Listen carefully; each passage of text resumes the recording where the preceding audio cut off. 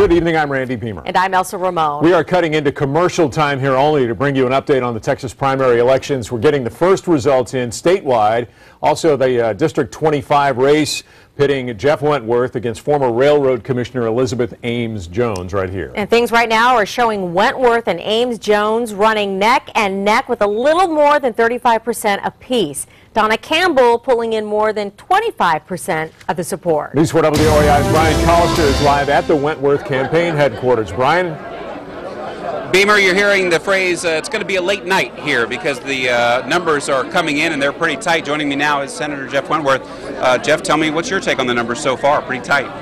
Well, I like the numbers so far because I'm running first. I'd always rather be first than anywhere else, but it does look pretty close, and the only real figures we have are early voting from the 6 counties, and in the 6 I'm still running ahead. But it looks like it's going to be a runoff. It's just not certain which one of my 2 opponents is going to be in the runoff. And if this goes to a runoff, is that good or bad for you? Well, I'd rather win tonight, but it doesn't look like the votes are there to win tonight. So I'll just have to win in late July, or at least work real hard to do that. Okay. We'll be back later with you as the night moves on and we get some more numbers in. Let's go now to Maria Villarreal over at Ames Jones headquarters.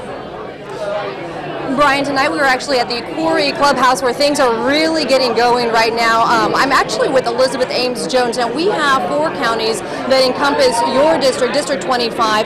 The initial results coming out of Bexar County show some solid numbers for you. Talk to me a little bit about how your initial reaction was to those numbers. Well, I'm obviously very, very delighted, and as you can see from the people here tonight, they're delighted from the numbers as well. They're very strong, but you know, this is a horse race, there's no doubt about it, and I'm just privileged and honored to be in it. I heard you earlier calling this race a squeaker already, but people are already talking about a possible runoff. How do you feel about that right now? Well, we'll talk about a runoff when we have one. There's not one yet.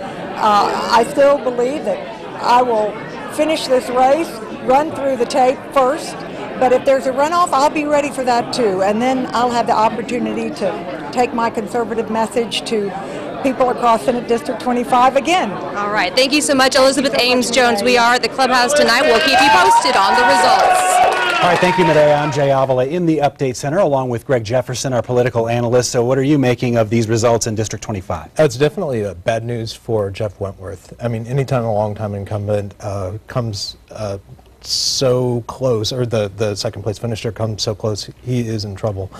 Also, you have to look at Donna Campbell, the third-place finisher, her support. She's supported by a lot of social conservative and Tea Party groups. That support is likely to go, or a lot of it's likely to go, to Elizabeth Ames Jones in a runoff. And so what are we going to see in the interim period before July 31st? Yeah, it's going to get ugly. You know, a conservative pack called Texans for Lawsuit Reform, they've been pouring a lot of money into Jones' campaign.